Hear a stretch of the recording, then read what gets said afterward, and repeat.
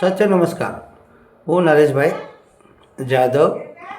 આજે વિષય એ છે કે ઉના તાલુકાની અંદર અને કોડીનાર તાલુકાની અંદર જે ધારાસભ્ય ચૂંટાયેલા પ્રદ્યુમન વાજા હોય કે પછી ઉના તાલુકા કેસીભાઈ રાઠોડ હોય, આ લોકોની એવી દાદાગીરી ચાલે છે કે હજી સુધી પણ કદાચ એ લોકોની બીજેપી સરકારની અંદર કે કમલમની અંદર કે પછી મુખ્યમંત્રી સાહેબને પણ ખબર નહીં હોય કે આ લોકો અહીંયા કઈ રીતે ધાક ધમકી અને દાદાગીરી ચલાવે છે. એની પાછળના જે રહસ્ય છે એ હું આજે કહેવા જઈ રહ્યો છે. અને કોઈ પણ વાતને છુપાવવા સિવાય એકદમ ઓપનલી તમને હું કહેવા માગું છું કે આજનો જે મારો સંદેશ છે એ એકદમ ચોખ્ખો અને શુદ્ધ છે. આમાં કોઈ પણ જાતની તમે કોઈને પણ પૂછશો તો કોઈ પણ લોકો તમને બતાવશે કે જે આ લોકોની કેસી રાઠોડ અને પ્રદ્યુમન વાજા હોય કે પછી દીનુ બોગા હોય અને શિવા સોલંકી હોય, આ લોકો જે વેરાવળની અંદરથી લઈ અને સોમનાથથી લઈ અને છેટ આપણા ઉના તાલુકા સુધીની અંદર જે લોકો આ લોકો ધાક ધમકી અને મતદારોને કઈ રીતે દબાવી ધમકાવી અને મતદારોની સાથે આ લોકો ધોખાધડી કરે છે અને કઈ રીતે આ લોકોને ફસાવીને રાખે છે. લોકો ડરથી જીવે છે અને ડરથી જીવે અને લોકો મતદાન કરે છે. આ મારી શુદ્ધ વાત છે.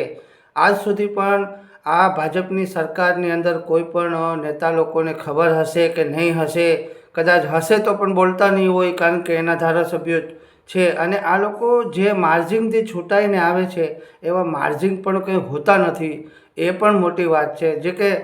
નાના માણસોને ક્યાંય પણ ટિકિટ ફાળવવાની હોય એની અંદર પણ આ લોકો મોટા મોટા ગુંડા લોકોને ઊભા કરી અને તાલુકા લેવલના ગુંડા લોકો જે હોય એ લોકોને ઊભા કરી અને લોકલ લેવલની અંદર પબ્લિકને ધાક ધમકી આપી અને સરપંચોને બધા લોકોને ડરાવીને રાખે છે. આ જે દાદાગીરીવાળી જે વાત છે કે જે દાદાગીરી કરી અને શાસન ચલાવી અને પોતાનું પ્રભુત્વ મોટું ઊભું કરી અને લોકો એનાથી ડરીને જીવે છે. ઉના તાલુકાની અંદર હોય, કોડીનારની અંદર હોય, જે દીનુ બોગા અને જે શિવા સોલંકીની વાત કરું એની અંડરમાં આવે છે જે ધારાસભ્ય પ્રદ્યુમન વાજા હોય, એ લોકો જીતી અને પછી ક્યાં વયા જાય છે એની આજ સુધી કોઈને ખબર નથી પડતી. ગામડાઓની અંદર લોકો એની સાથે કોઈ બોલવા તૈયાર નથી. એ લોકોની સાથે એના કોઈ ફોન નંબર ન હોય, એના કોઈ કોન્ટેક્ટ નંબર ન હોય, એને કોઈ છૂટાયેલા જે તાલુકા પંચાયતના સદસ્યો એ લોકો પણ એને ફોન કરવાની કોશિશ તો કરી શકે, એને ફોન ન કરી શકે. મેં હમણાં જ એક વ્યક્તિ પાસે ફોન કરાવવાની કોશિશ કરી હતી અમારા કોપ ગામના તાલુકા પંચાયતના સદસ્યથી કે ભાઈ તમે એક ફોન કરી દો ધારાસભ્યને, મારે કામ છે અને ગામની અંદર આવી રીતના કામગીરી કરવાની છે તો કેમ નથી કરતા. ચૂંટણી આવે છે ત્યારે જ ખાલી મતદાન કરવા જ આવે છે, મતદાન લેવા આવે છે અને મતદારોને ધમકાવવા માટે આવે છે, બાકી કોઈ કામગીરી કરવામાં આવતી નથી. તો કોઈ કામ વિષયની અંદર આ ધારાસભ્યો ઉના અને કોડીનારના ધારાસભ્યો અને એની ઉપર જે બેઠેલા દીનુ બોગા હોય કે પછી શિવા સોલંકી હોય, આવા લોકોની જે દાદાગીરીથી જે અહીંયા જે રાજ કરવામાં આવે છે ઉના તાલુકાની અંદર, એના માટે આજે મારે એક મોટો મુખ્યમંત્રી સાહેબને પણ એક સંદેશ આપવા માગું છું કે ભાજપ સરકારની અંદર મુખ્યમંત્રી ભૂપેન્દ્ર સાહેબને કહેવા માગું છું. ગામડાના લોકો પૂછવા માંગે છે, આજ મારા વિડીયો મારફતથી હું પૂછું છું અને ટૂંક સમયમાં લોકો પણ સવાલ પૂછશે કે હવે આવી રીતના નહીં ચાલે. જે હવે સ્થાનિકની ચૂંટણીઓ આવે છે, જે જિલ્લા પંચાયત કે તાલુકા પંચાયત, આની અંદર જે કંઈ પણ પ્રદર્શન કરવા માટે થઈને હવે જો તૈયારી કરશે, ધારાસભ્યો જેવા લોકો જે છૂટાઈને જાય છે એ પાછા ગામડાની મુલાકાત લેવા નથી આવતા. અને કેસી રાઠોડનું કહી દઉં તો ઉના તાલુકાની અંદર જે કેસી રાઠોડની ધારાસભ્યની ઓફિસની બારોબાર દરવાજામાં મોટા મોટા પાઇપો અને ધોકા રાખેલા છે. આ રીતની પણ હું તમને એક ખુલાસાવાર વાત કરી દઉં, હું ખોટું નથી બોલતો, હું એકદમ મારી નજરે જોયેલી વાત કરું છું અને પબ્લિક પણ તમને કહેશે કે ના આ સાચી વાત છે. તો ભાઈ ધારાસભ્યનું ઓફિસે જે ધોકા અને જે પાઇપો રાખવામાં આવે છે મેઇન દરવાજાની અંદર, જે કાંઈ ધારાસભ્યની પાસે લોકોને અપેક્ષા હોય કે ભાઈ ધારાસભ્ય પાસે જાશું તો અમારું કંઈ નાનું મોટું કામ થશે, એના માટે તો આપણે મતદાન કરીએ છીએ કે ભાઈ અમારા ગામની સમસ્યા હોય, પરિવારની સમસ્યા હોય, બધું હર વસ્તુ કોર્ટ કચેરીમાં થતું નથી. આ લોકોને, સરપંચોને અને ધારાસભ્યોની ખાસ કરીને મુખ્યમંત્રી સાહેબને મારી એવી વિનંતી કરવા માટે થઈને આ વિડીયો બનાવ્યો છે કે કેસી રાઠોડ અને ધારાસભ્ય પ્રદ્યુમન વાજા અને આ જે કોડીનાર તાલુકાના જે ગુંડાઓ છે, જે દાદાગીરીથી જે રાજ ચલાવે છે એટલા વર્ષોથી, નગરપાલિકાઓની આખી નગરપાલિકાઓની ચૂંટણીઓ એ લોકો બિનહરીફ કરી નાખે છે. દીવની અંદર પણ આવી રીતના બિનહરીફ કરી નાખે છે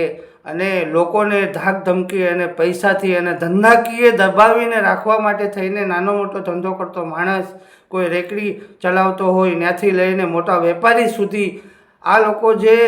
દાદાગીરી જે ભાજપના ધારાસભ્યો જે ઉના અને કોડીનારની અંદર કરી રહ્યા છે, આના ખુલાસાવાર બધા અમે લેટર દ્વારા પણ મુખ્યમંત્રી સાહેબને અમે રજૂઆત કરવાના છીએ અને અમે 5-25 ગામના માણસો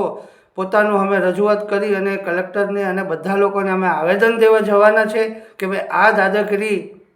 કઈ રીતે કરો છો. 4-4 વર્ષ થઈ જાય છે, તમને ધારાસભ્યો છૂટાઈને તમારા ઓફિસોના ઠેકાણા નથી અને ઓફિસોએ લોકો આવવા માટે થઈને કોશિશ કરતા હોય તો ઓફિસના દરવાજાની બારોબાર તમે લાકડીઓ અને ધોકા અને પાઇપો રાખીને બેસો છો. આનો ખુલાસો કરવા માટે થઈને હું ફોટા સાથે એકદમ આનો વિડીયો બનાવી અને પછી હું ધારાસભ્યના જે પણ ખુલાસા કરવાના છે એ આજના વિડીયોમાં હું કરી રહ્યો છું અને કરવા જઈ રહ્યો છું કે ધારાસભ્યો કોડીનારના પ્રદ્યુમન વાજા હોય, દિનુ બોઘા હોય, શિવા સોલંકી હોય કે પછી ઉના તાલુકાનો કેસી રાઠોડ હોય, આ લોકોએ હવે સમજવું જોઈએ કે અમને કોઈ ધારાસભ્ય બનાવ્યા છે, અમે કંઈ ધારાસભ્ય ડાયરેક્ટ નથી બનેલા. આ લોકોએ કામગીરી કરવી પડે, કામની જવાબદારી લેવી પડે અને ખાલી છૂટાઈ જાય એટલે પછી 4-4 વર્ષ સુધી કોઈ ગામડાની મુલાકાત નથી લેતા અને જાતિ ભેદ ફેલાવી અને મતદાન લેવાની, શ્રીરામ કરવાનું અને બીજું કંઈ બોલવાનું, ફલાણું ઢીકડું આ તે કરી અને આ લોકોને આડાઅવળા ફસાવી દેવામાં આવે છે અને લોકોને જ્યાં ત્યાં ધંધાકીય રીતે કોઈ પણ કારણ પાડી દેવામાં આવે છે. એટલે મતદાન કરવા માટે થઈને મજબૂર કરવા અને મજબૂરી કરી અને લોકો પાસે મતદાન લેવાની જે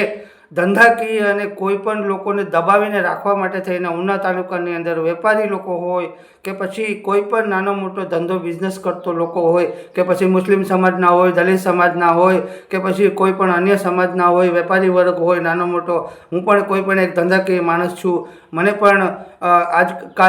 ક્યારેય પણ ઉના તાલુકાની અંદર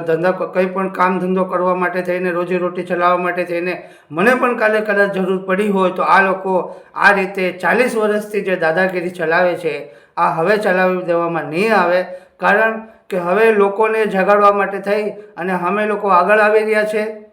અને ખાસ કરીને દલિત સમાજ દરેક ગામડે, દરેક ગામડાની અંદર, 2 તાલુકાની અંદર જેટલા પણ અમને સૂચન અને જેટલા પણ અમને વિચારો જ્યાંથી મળી રહ્યા છે એ પ્રમાણે અમે કામગીરી કરી રહ્યા છે. તો આ રીતે ધાક ધમકીવાળો જે દાદાગીરી અને જે રાજકારણ ચાલી રહ્યું છે ગુજરાતની અંદર, આ 2 તાલુકાની અંદર, આ ધારાસભ્યોએ દારૂ વેચાવા છે,